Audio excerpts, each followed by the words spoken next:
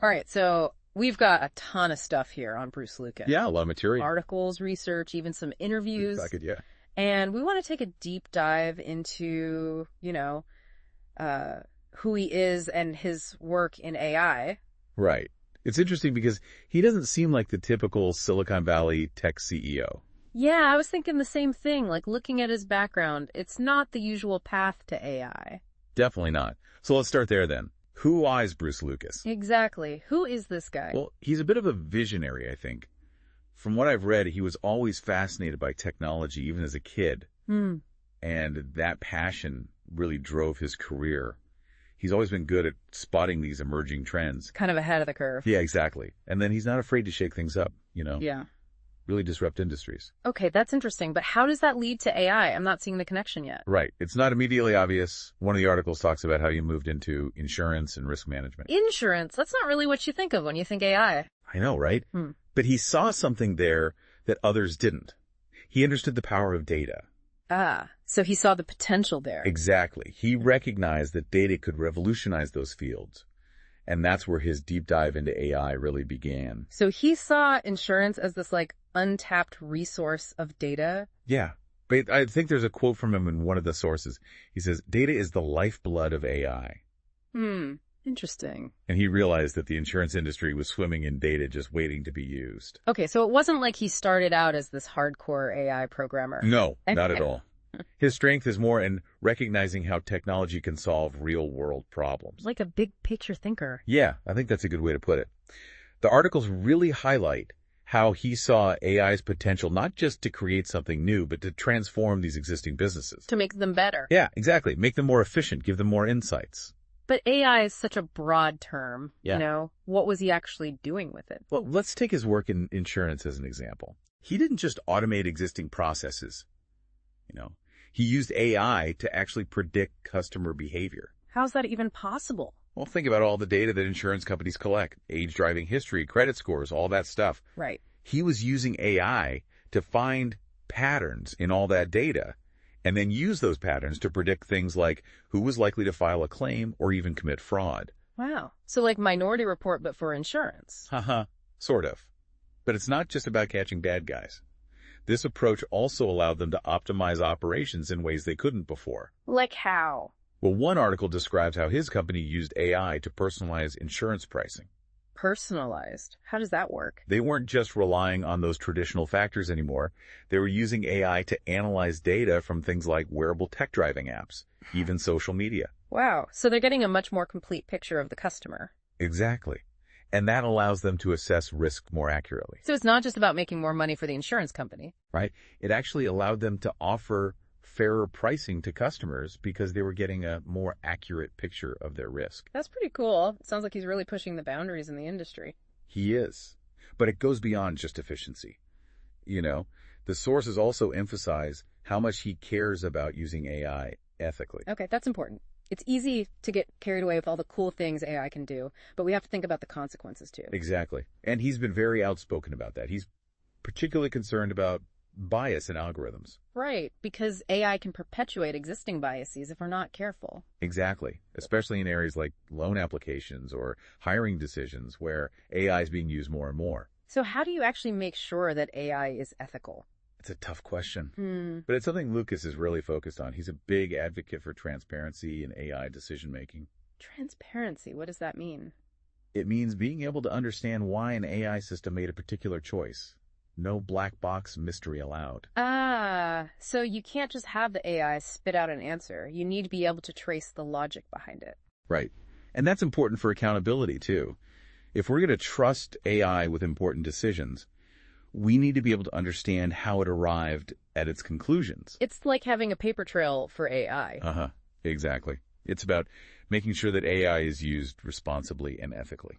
Okay, that makes sense. So it sounds like he's really trying to find that balance between innovation and responsibility. Yeah, I think that's a great way to summarize his approach.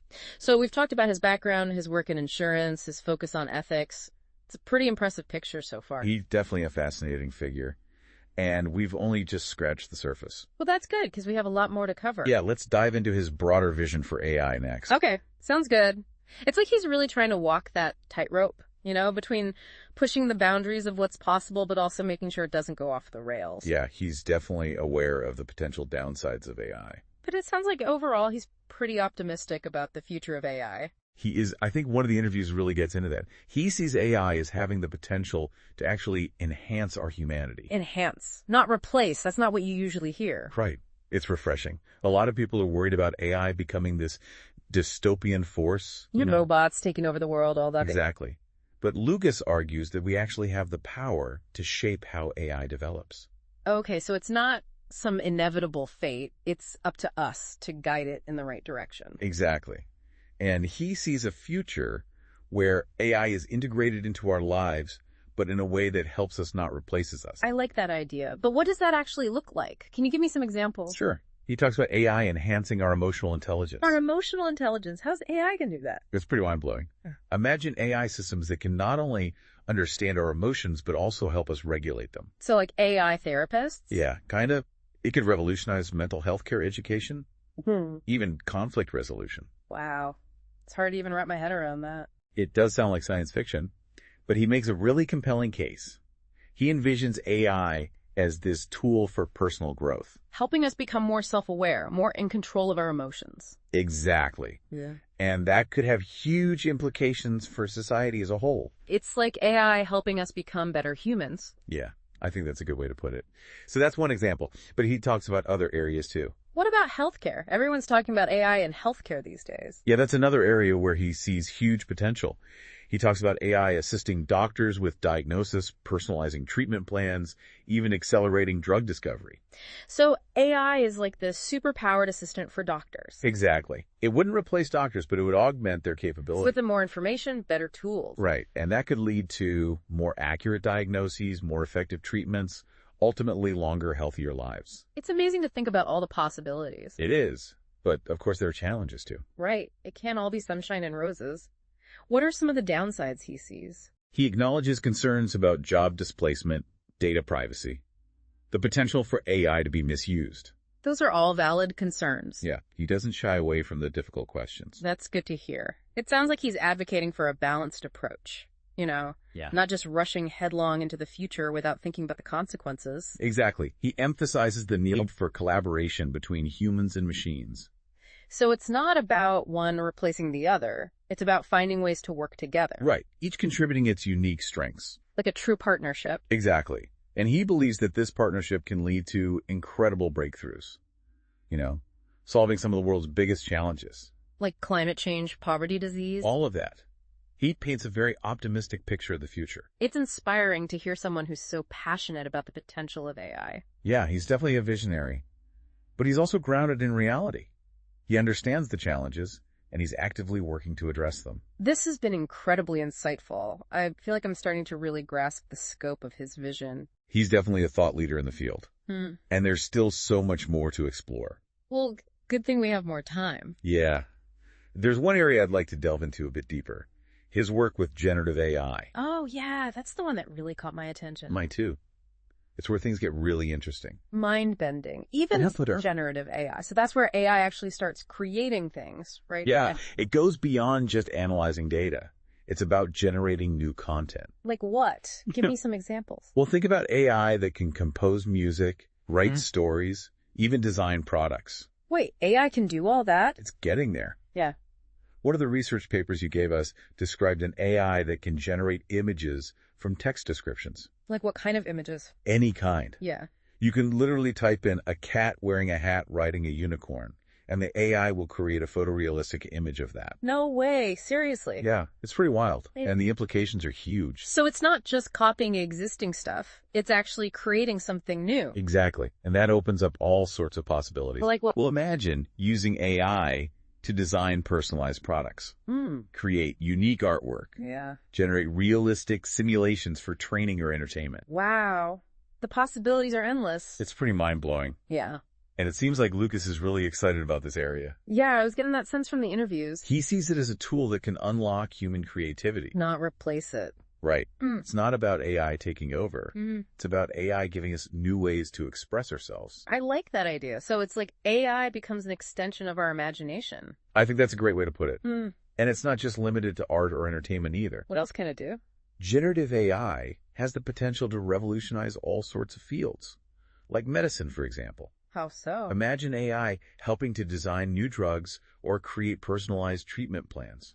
That's fascinating. Or in engineering, AI could help design more efficient buildings or transportation systems. Wow. So it really could have an impact on every aspect of our lives. It's pretty incredible. And it's all happening so fast. This has been an amazing deep dive. It really has. I feel like I've learned so much about Bruce Lucas and his vision for AI. He's definitely a fascinating guy. What I find most inspiring is his focus on using AI for good. Yeah, he's not just interested in the technology itself. He's interested in how it can be used to make the world a better place. And he's not shying away from the challenges either. No, he's facing them head on. He's advocating for responsible AI development, for ethical considerations, for transparency and accountability. It's a powerful message, and it's one that we all need to hear. Absolutely. The future of AI is not predetermined. It's something that we all have a role in shaping. So what do you think? What's the biggest takeaway from all of this? I think it's that AI is a tool. And like any tool, it can be used for good or for bad. It all depends on how we use it. Exactly. And Bruce Lucas is showing us that we can use it to create a better future. A future where AI enhances our humanity, not replaces it. That's the goal. And it's a goal worth striving for. Well said. Well, this has been an incredible deep dive. I feel like we've only just scratched the surface, but I've learned so much. Me too. It's been a fascinating journey. And I hope our listeners have enjoyed it as well. I'm sure they have. Thanks for joining us on this deep dive into the world of Bruce Lucas and AI. It's been a pleasure.